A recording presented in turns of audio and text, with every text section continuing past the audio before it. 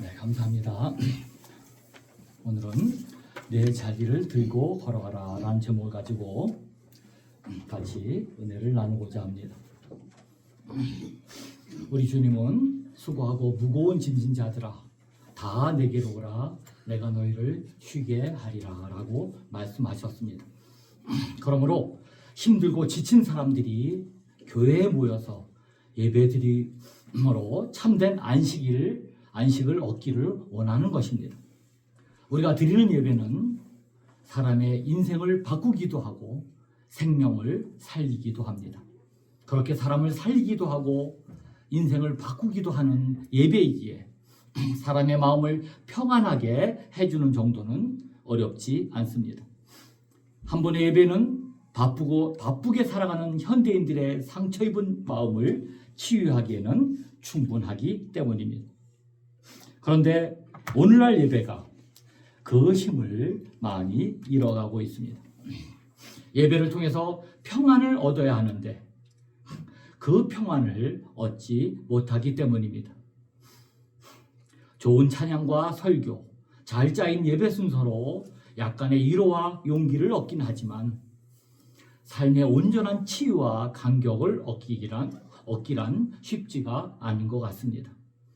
더구나 한 교회 안에서 교인들 사이에 갈등이나 분쟁이라도 있으면 예배로 평안과 안식을 얻는 것이 아니라 오히려 스트레스를 얻기도 하는 것입니다.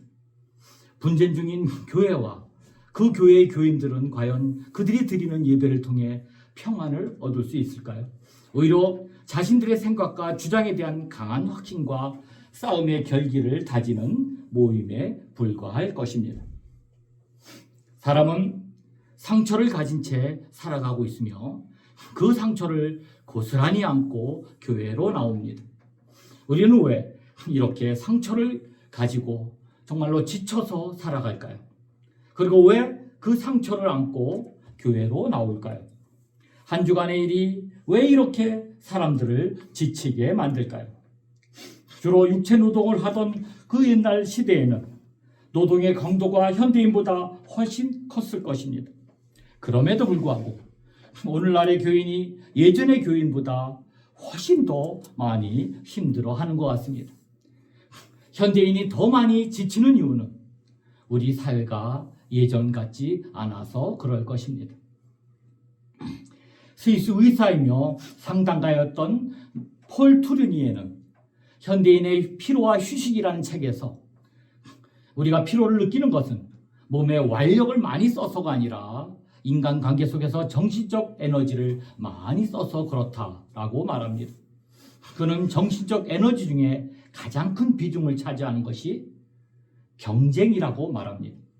경쟁이라는 구조가 점점 더 현대사회를 지배하면서 현대인들은 예전에 비해 훨씬 더 많은 피로를 느낀다고 합니다. 경쟁이 사람과 사회를 정신적으로, 육체적으로 병들게 한다고 말하고 있습니다. 주한 일본 대사를 지녔던 무토 마사토 씨는 2017년 2월 일본 주간지 다이아몬드에서 한국인으로 태어나지 않아서 다행이다 라는 제목의 글을 기고했습니다. 이 글의 제목을 두고 한때 큰 외교 문제까지 번지기도 하였지만 그 글의 주된 내용은 한국 사회에 깊이 뿌리 박힌 경쟁의 심각성을 꼬집는 것이었습니다. 한국은 아마 이미 세계 최고의 경쟁 사회가 된 것 같습니다. 그것을 증명하는 지표는 참 많은데 그것은 한국의 자살률입니다. OECD 국가 중에 자살률 1위라고 합니다. 이미 2022년 기준 인구 10만 명당 25.2명이 하루 평균 자살한다고 합니다. 한국인 사망 원인 중 암, 심장질환, 폐, 뇌질환 다음으로 높은 것이 바로 자살이라고 합니다. 회복 탄력성이란 말이 있습니다. 실패나 부정적인 상황을 극복하고 원래의 안정된 심리적 상태를 되찾는 성질이나 능력을 말합니다. 마음에 상처가 있었어도 빨리 돌아오는 것을 말합니다. 자살률이 높다는 것은 이 정치적 회복 탄력성이 낮다는 것을 의미합니다. 그래서 교회는 이 병들어가는 사회와 사람들을 치유해야 하는 곳이어야 하는 것입니다. 지친 사람들이 교회에 왔을 때 그 지친 마음이 회복되어야 합니다. 그러나 오늘날의 교회는 치유와 회복이 이루어지지 못하는 것, 그것이 사실입니다. 한동안 한국의 전원교회가 마치 유행처럼 생겨난 적이 있었습니다. 도시의 시멘트를 벗어나 자연을 보타하여 쉼을 얻기 위함이었습니다. 한 주간 내내 빽빽한 건물 속에 갇혀 있다가 또다시 복잡한 도심 속에서 예배드리는 것은 쉼을 얻기에 적합하지 않다고 생각하여 자연을 찾았던 현상이라 여겨집니다. 종교 사회학자들은 전원교회의 등장을 도시교회의 기능 상실로 보기도 하였습니다. 그러나 전원교회도 크게 성공하지는 못합니다. 이유는 자연을 쳐다본다고, 자연 속에서 예배를 드린다고 지친 인간이 쉬이 회복되지는 않기 때문이었습니다. 교회가 도심에서 전원으로 옮기면 쉼을 좀 줄 수 있을까요? 그렇지는 않습니다. 교회가 참된 쉼을 주지 못하는 이유는 한 가지입니다. 한 주간 내내 경쟁 구도 속에서 시달린 현대인들의 불안하고 긴장된 마음을 풀어주지 못하기 때문입니다. 그 이유는 교회도 똑같이 경쟁 구조에 머물러 있기 때문입니다. 교인들 간에 서로 경쟁을 하고 교구들 간에 경쟁을 하고 또한 장년과 올해 간에 경쟁을 하고 이후 교회들과의 경쟁 등으로 그렇게 경쟁 구도에 머물러 있기 때문입니다. 우리가 교회를 통해 예배를 통해 쉼과 안식을 얻지 못한다면 교회는 그 기능을 상실한 교회, 죽은 교회가 되고 말 것입니다. 오늘 본문에 나오는 사건은 요한복음에만 기록된 사건입니다. 요한복음은 다른 복음서들과는 기록 목적이 조금 다릅니다. 예수님의 행동이 어떻게 구원을 보여주며 그렇게 어떻게 예수님이 사람을 사랑했는지, 인간을 사랑했는지 섬세하게 설명한 복음서가 바로 요한복음입니다. 예수님이 인간을 구원하기 위해 오신 하나님의 아들이란 사실을 강조하고 있는 것이 요한복음입니다. 여기서도 예수님이 38년 된 병자를 어떻게 고쳐주시는지를 보여주고 있는 것입니다. 5장 2절의 말씀입니다. 예루살렘에 있는 양문 곁에 히브리 말로 베데스다 하는 못이 있는데 거기 행각 5이 있고 예루살렘 성의 출입문 가운데 하나인 양문은 제사에 쓰이는 제물이 들어오고 나가는 곳이라 해서 붙여진 이름이었습니다. 성의 북쪽에 위치한 그 양문 근방에 베데스다라는 못이 있었습니다. 베데스다, 여러분 잘 아시다시피 베데스다는 자비의 집, 자비를 얻는 자의 집이라는 의미입니다. 베데스다는 베이트와 헤세드가 합해진 말입니다. 베이트, 벳이 들어간 말은 여러분 다 아시다시피 집이라는 뜻입니다. 그리고 헤세드, 여러분 많이 들어봤을 것입니다. 헤세드라는 자비, 은혜, 신실함이란 뜻입니다. 그러면 자비의 집이란 뜻입니다. 벳이란 단어는 많이 있죠. 벳이 들어간 단어는 베들레헴도 있고요. 베단이라는 뜻도 있습니다. 베단은 무화과의 집이란 뜻입니다. 베델은 하나님의 집이란 뜻입니다. 이처럼 베데스다는 자비의 집, 은혜의 집이란 뜻입니다. 베데스다 연못은 하나의 잘 지어진 건축물인데 기원전 2세기에 세워진 것으로 추정합니다. 거기 그림이 나와 있으니까 한번 띄워주세요. 지금 후세에서 찍어진 터만 남아있는 사진이 여기 나와 있습니다. 길이는 약 100m 정도 되고요. 넓이는 80m, 깊이는 7에서 8m 정도의 쌍둥이 연못이 있던 곳으로 성전에 물을 공급하는 것과 환자의 치유를 목적으로 한 건축물이었던 것 같습니다. 쉽게 말하면 그 옛날에 병원의 기능을 했던 건물이었습니다. 이 연못 주위에 환자들이 많이 있었던 것은 그곳이 병원 역할을 한 건물이었기 때문이기도 하였지만 더 중요한 이유는 가끔 천사가 내려와 물을 움직일 때 가장 빨리 물에 들어가는 사람의 병이 낫는다는 소문 때문이었습니다. 그래서 당시 전국의 모든 환자가 다 베데스다에 모여서 물을 움직이기를 기다렸다는 것입니다. 바로 그곳에서 예수님은 38년 된 환자를 만나 주신 것입니다. 이 환자에게 무슨 병이 있었는지는 성경에 기록되지는 않았습니다. 그렇지만 남들보다 먼저 물에 들어가지 못한다는 것을 보니까 그의 질환 자체가 움직이지 못하는 병이거나 아니면 오랜 지병으로 거동에 매우 불편한 상태가 아니었을까 짐작하기도 하는 것입니다. 5장 6절에서 7절 말씀입니다. 예수께서 그의 누운 곳을 보시고 병이 벌써 오랜 줄 아시고 이르시되 내가 낫고자 하느냐. 병자가 대답하되 주여 물이 움직일 때 나를 못에 넣어준 사람이 없어 내가 가는 동안에 다른 사람이 먼저 내려가나이다. 가만히 보니까 이 환자는 몸만 병든 것이 아니라 경쟁에 밀려서 마음까지 피폐해진 것으로 보입니다. 38년 된 이 환자의 소원은 그저 하나밖에 없었습니다. 물이 동할 때 남들보다 먼저 뛰어 들어가는 것이었습니다. 여러분 사진에서 보았듯이 내려가야 물이 있는 구조로 되어 있습니다. 중병에 걸려 누워있는 사람이 이런 데를 어떻게 내려갈 수 있겠습니까? 그곳에서 물이 움직이기를 기다리는 병자들 중에는 이 사람처럼 누워있는 사람도 있었지만 다리는 멀쩡한데 다른 아픈 곳이 많은 사람도 있었습니다. 그런 사람들은 물이 움직일 때 재빨리 뛰어내려가 남들보다 먼저 연못에 들어갔을 것입니다. 그러니 본문의 38년 된 병자처럼 누워있는 몸으로 다른 사람들이 도와주지 않는 한 다른 병자들을 이길 도리가 전혀 없었던 것입니다.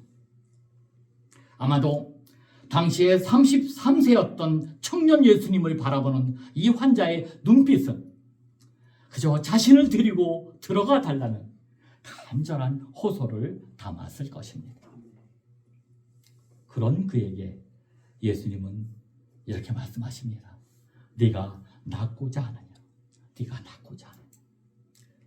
그때 그 말씀을 들은 병자는 네, 낫고자 합니다 라고 대답하는 대신에 대답이 아니라 전혀 엉뚱한 대답을 합니다. 5장 7절의 말씀입니다.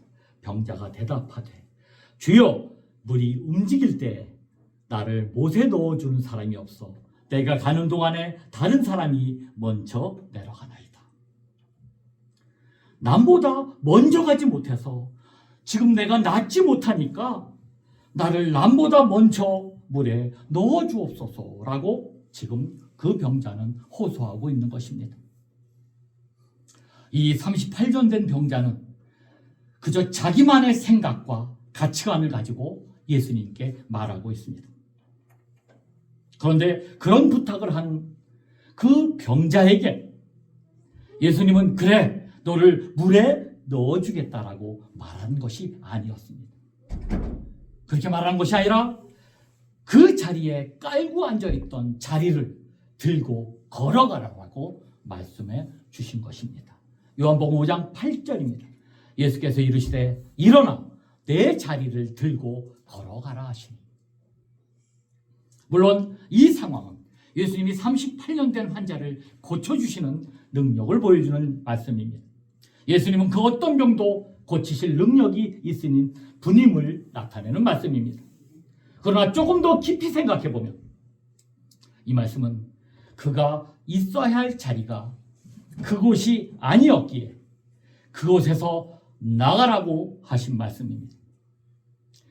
네가 온전한 치유를 이루는 길, 낫는 길은 물에 남보다 먼저 들어가는 것이 아니라 그 자리를 들고 일어나는 것이라고 주님 우리에게 말씀하고 있는 것입니다. 그곳 베데스다는 모든 환자가 서로 치열하게 남을 누르고 앞서려는 경쟁을 하는 곳이었습니다. 긍휼한 마음으로 서로 도와주는 곳이 전혀 아니었습니다. 동병상련이라고 병으로 몸이 불편한 환자들이면 서로 도울 법도 한데 그들은 물이 움직이면 서로 밀치고 당기면서 먼저 들어가려고 한 것입니다. 예수님은 지금 그런 경쟁 구도에 낀 한 사람을 건져주고 계신 것입니다. 우리 주님은 언제나 우리가 생각하는 것과는 다른 방법으로 문제를 풀어주십니다. 물이 동할 때 남보다 먼저 들어가야 병이 난다라고, 병이 낫는다고 우리는 그렇게 항상 생각합니다. 내 생각, 내 프레임을 가지고 주님께 기도하고 우리는 주님을 만납니다. 우리의 영생과 우리의 구원을 주시기 위해서 주님 우리에게 내가 낫고자 하느냐 물으실 때 우리는 우리의 기준과 우리의 프레임을 가지고 항상 주님께 요청하며 기도합니다. 아니요! 나는 남보다 돈을 더 벌고 싶습니다. 아니요! 나는 남보다 더 높은 자리에 올라가고 싶습니다. 아니요! 나는 남보다 더 반듯하게 살고 싶습니다. 하루를 살아도 폼생폼사하고 싶습니다. 우리는 보편적 상식을 가지고 주님을 만나지만 주님은 하나님의 마음으로 우리를 고쳐주십니다. 우리의 보편적 상식으로는 우리의 삶의 문제를 절대 해결할 수 없기 때문입니다. 이 시대 사람들은 지금 병들어 있고 그 곁에는 현대판 베데스다 연못이 있습니다. 그들은 베데스다 연못이 움직이기를 바라며 그때 남들보다 먼저 연못에 들어가 치유받기를, 성공하기를 원하고 있습니다. 남들이야 계속 아프든 말든 나만 들어가서 성공하면 된다는 생각을 모두 다 가지고 있습니다. 연못이 물이 움직일 때 예수님이 빨리 나에게 달려갈 힘을 주시기를 기도합니다. 경쟁을 더 잘하게 기도하는 겁니다. 내 몸에 그런 힘이 없으면 예수님이 직접 나를 들쳐안고 베데스다 연못을 데려가 주실 것을 원하며 기도합니다. 그것을 위해 주님께 아주 간절히 기도도 합니다. 우리는 많은 경우 그런 것을 아주 좋은 믿음이라 여겨왔던 것이 사실입니다. 예수님을 잘 믿으면 그런 축복을 받게 되어 성공할 수 있게 된다고 지금도 여전히 외치고 있는 것이 사실인 것입니다. 여러분, 베데스다의 뜻이 자비 또는 자비를 얻는 자입니다. 과연 무엇이 자비를 얻는 것입니까? 다른 사람을 누르고 경쟁에서 이겨 성공하면 그것이 자비를 얻는 것입니까? 주님께서 베풀어 주신 자비는 절대 그런 자비가 아닙니다. 그런 자비는 또 다른 사람에게 분노와 고통과 상처와 한을 주기 때문입니다. 주님의 자비는 예수님을 바로 알고 경쟁의 자리에서 남을 누르고 이기려는 경쟁의 자리에서 벗어나는 것입니다. 치열하게 경쟁의 삶을 살던 사람이 예수님 때문에 그 방법을 내려놓고 이웃을 돌아보며 더불어 살아가는 방법을 알게 되는 것입니다. 그것이 바로 자비를 얻는 사람의 모습입니다. 우리에게는 지금 바로 그러한 진짜 자비가 필요한 것입니다. 그것이 참된 베데스다의 의미인 것입니다. 꽤 오래전에 제가 청년 시절에 아주 능력 있고 신유의 능력이 가진 목사님이 오셔서 부흥회를 인도하셨습니다. 많은 사람이 아픈 곳이 금방금방 기도하면 다 나았습니다. 부흥회 마지막 날, 이제 마지막 날 밤에 원하는 사람은 다 치유해 주겠다고 줄을 쫙 세웠습니다. 이제 밤 12시가 되어서 끝날 시간이 됐는데 너무나 많은 사람들이 줄을 섰는데 기도를 못 받으면 병이 못 날 것 같으니까 사람들이 서로 새치기를 합니다. 기도받기 위해서 서로 치고받고 내가 먼저 왔다 나니까 막 치고받고 싸우는 모습을 보면서 저는 야, 이게 저렇게 기도받고 병이 나면 저게 하나님의 뜻인가 의심을 한 적이 있었습니다. 그러고 나서 정말 많은 사람들이 병난 것도 중요한데 자기끼리 싸우면서 한 번이라도 안수 더 받으려고 막 몸부림치는 모습을 제가 실제로 본 적이 있습니다. 그런데 지금 와서 보니까 그 병 났던 사람들은 다시 아프고 다시 다 죽었더라고요.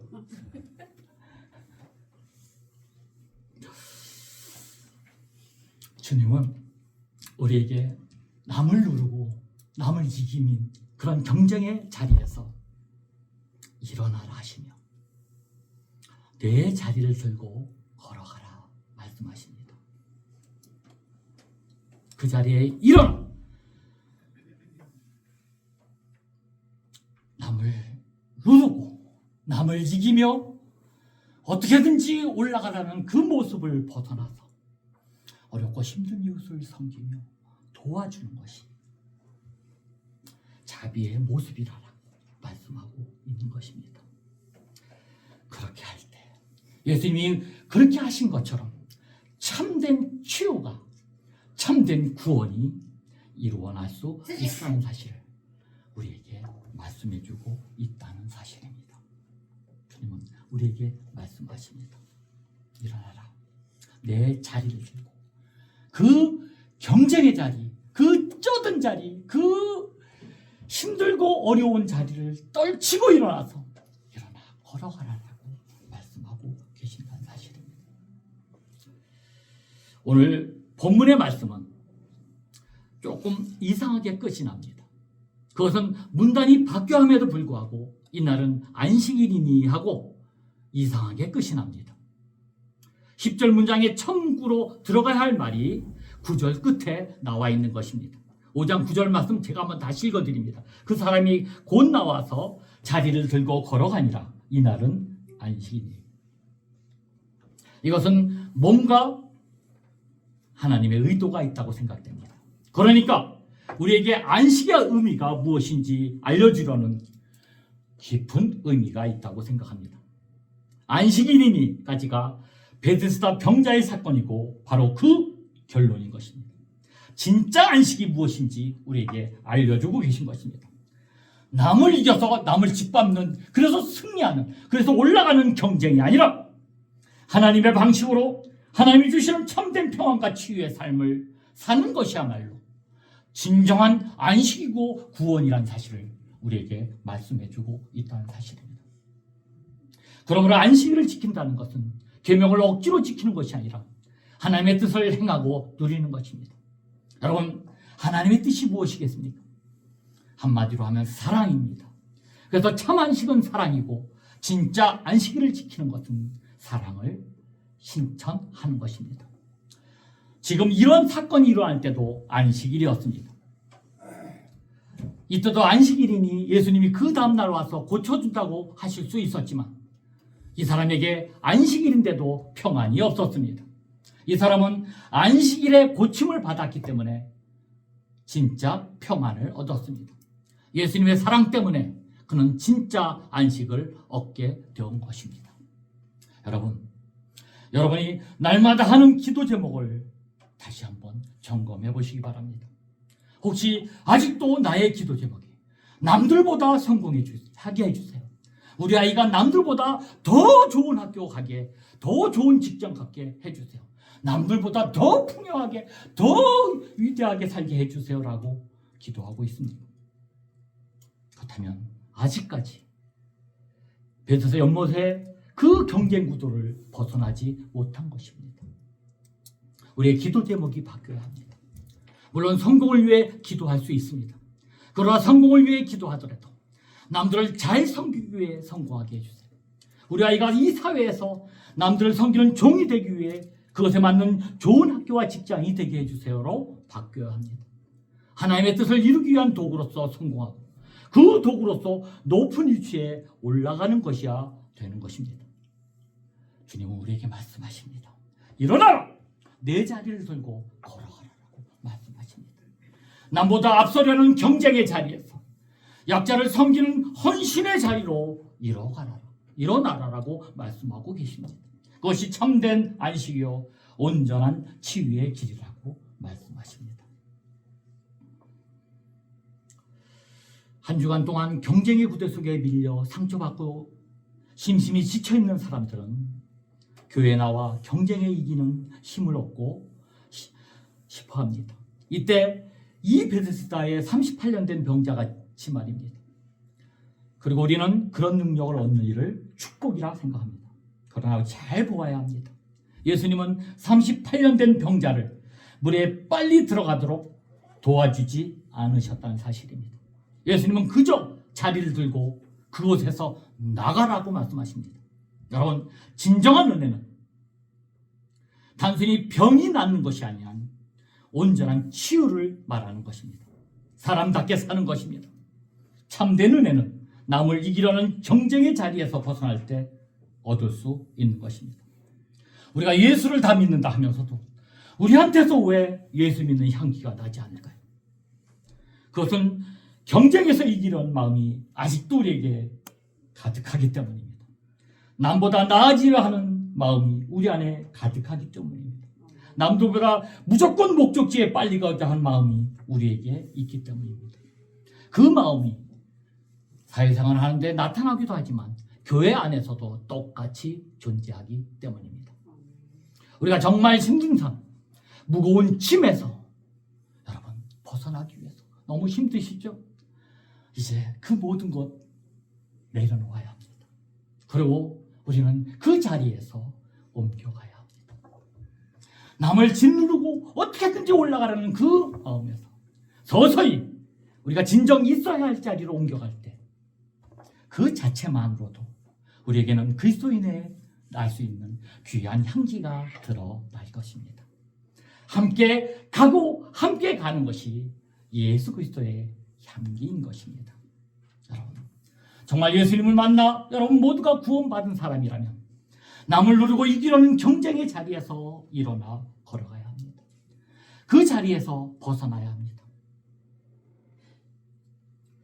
거기에 머물러 있어서는 안 됩니다. 이제 가서 바로 나에게 베풀어 주신 주님의 자비를, 그 사랑을 전하는 삶 사시러 가죠. 여러분 모두가 되시기를 주님의 이름으로 간절히 축원드립니다. 기도하십니다.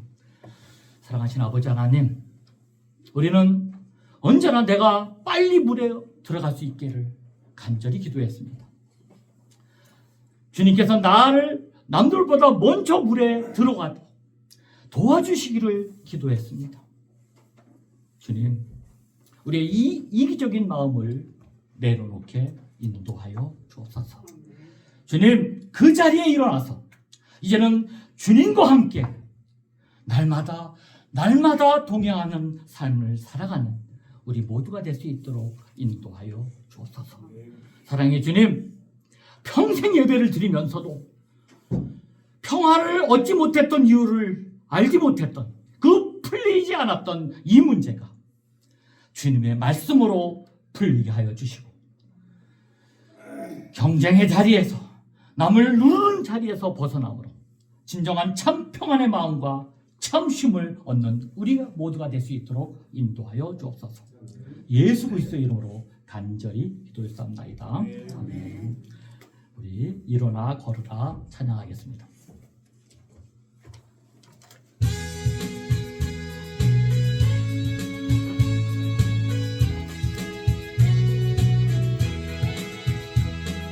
나의 등 뒤에서 나를 도우시는 주, 나의 인생 길에서 지치고 고나요 내일처럼 주저앉고 싶을 때 나를 밀어주시네. 아멘. 일어나 걸어라, 내가 새 힘을 주리니. 일어나 너 걸어라, 내 너를 도우리.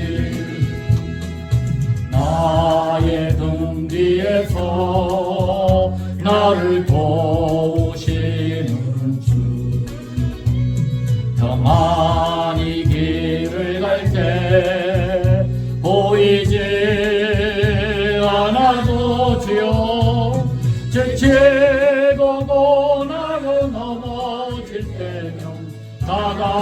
손 내미시네.